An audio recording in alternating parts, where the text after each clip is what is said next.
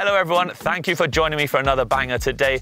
We're going to be talking all about something the pros seem to do effortlessly, unnoticeable in fact, and that is change gear.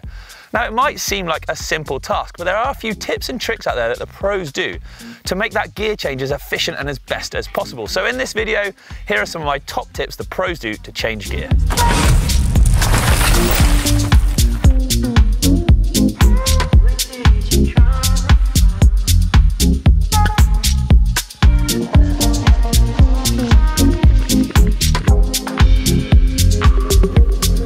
Always use lube. It's a life lesson that if you don't, you're going to learn something the hard way. And that's on your drivetrain, of course. If you don't keep that thing running smoothly, well then you're in for a world of trouble. It's not just all about the lube to keep things running smoothly though. Pros will make sure that their chains are in the best condition. Chain rings, cassettes, things like that. There's no sharp edges or shark's teeth. If it starts looking really pointy, you know it's on the way out. Narrow wide chain rings are still their correct shape, so all the teeth are the right shape, they've not gone to a point.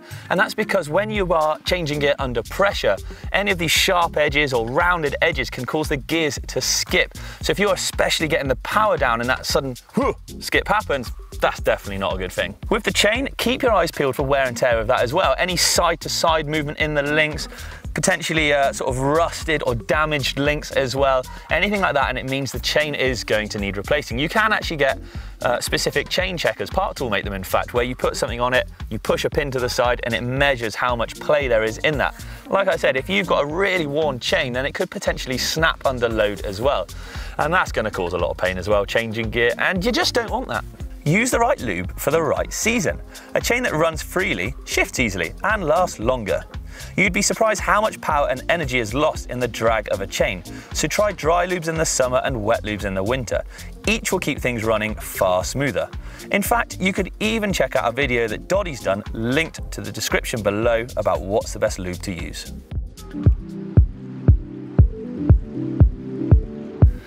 Nowadays, the front mech is all but dead, and one-by is the way forward, really. Most race disciplines use a one-by chain set, be it XC, downhill, enduro, you name it. But having said that, the front mech is still used by some people. So I'm going to touch on that briefly when it comes to changing gear. If you are running multiple rings up front, then the chain line is a key thing you need to think of here. Running a chain across extreme angles will cause drag and put extra wear and tension on the system. If you're in the largest ring up front, try not to use the largest two out back, and vice versa. If you're in the smallest up front, try not to use the two smallest out back. It'll stop that chain line from being too extreme and make your shifting smoother and easier. Now, what if you are part of that one-by brigade then? Well, it's pretty much all pros from here in. No front mech, less weight. No front mech, less moving parts. No front mech, less maintenance. It's all a win-win situation here. Plus, with the addition of wide ratio cassettes at the back, it means that you've got that really big range of gears to get up or down and never actually run out really. If you do check out any of the pros bikes, you'll notice that actually they always use a wide range cassette out back, and sometimes they may change depending on the type of course or trail they're riding, the size chainring they're using at the front. If it isn't particularly hilly and quite fast, well then they might go slightly larger chainring up front. That way they're not topping out too much at back and just spinning away.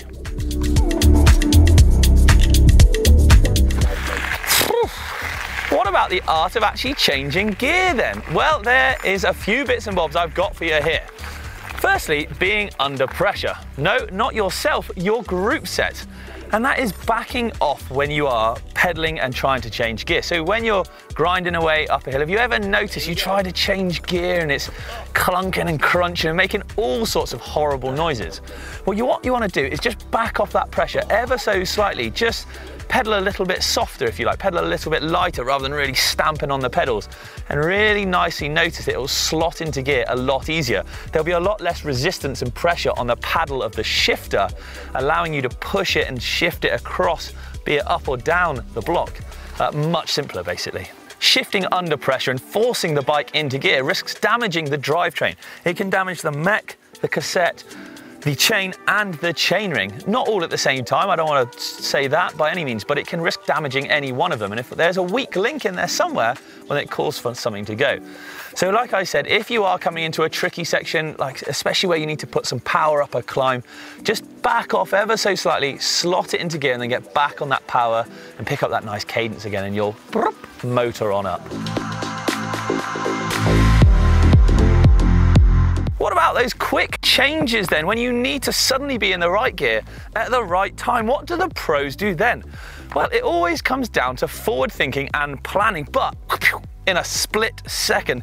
And that takes a lot of practice, obviously, but pros will be looking ahead and they'll be assessing what's coming up, all within a blink of an eye. So like this big old climb here, they'll be going up, they'll be looking at their line, weather conditions, ground conditions, loose conditions, rocks dotted about, but processing all that really quickly and then changing gear accordingly when they need to. So they might come up to a slight kick and a climb, change gear beforehand so they can spin on up it nicely.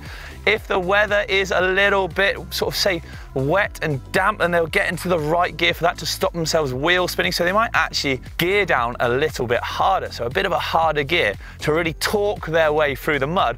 Sometimes rather than an easy gear if it's really slippery, where they're just spinning away a million miles away like that. All of these actions will be processed in absolutely no time at all. Once you do get the hang of it, it's intuitive, it just becomes instinctive, but fear not, that does take time. So if you aren't getting the hang of it straight away, well then practice, practice, practice, and it will become that sort of next level thinking. You'll just do it without even realizing it. But I've said about all these different things, so let's sort of do a practical demonstration, if you like, so you guys and girls can really get a hang of what I mean by saying being in the right gear at the right time. This climb here then is absolutely littered with rocks and it's starting to kick up a bit, so I'm going to back off the pressure. There we go, gears change nice and easily. I'm in a slightly firmer gear because it is quite loose and I don't want to wheel spin. If I go real easy gear like this, then well, you can start wheel spinning away, especially on that looser stuff.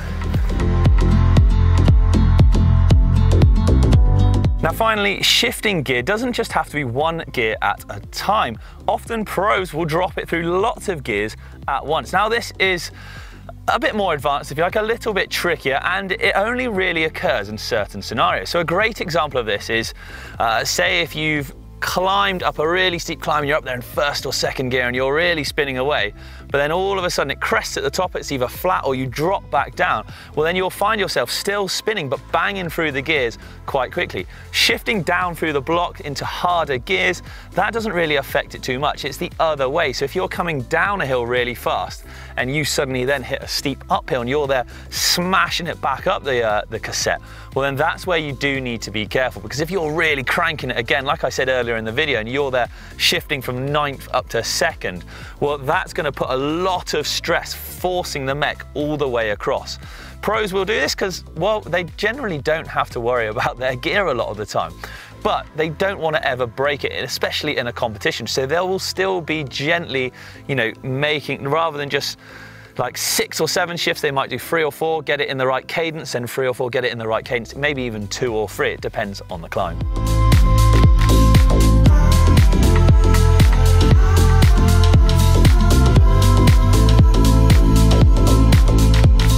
There we go. Oh, right then, there we have it. Those are some top tips to help you change gear like an absolute boss, like a pro in fact. But I'm at the top now and that means it's back down, so I'm not going to need to change gear too much more, so I'm out of it. But do you know what? If you'd like to see any other videos of things that pros do that you might not have thought of before, well, why not let me know in the comments below? As always, give the channel a little subscribe, show it some love, because, you know, we love making videos for you. But I'm out of here. Thanks very much for watching, everyone, and I'll catch you later.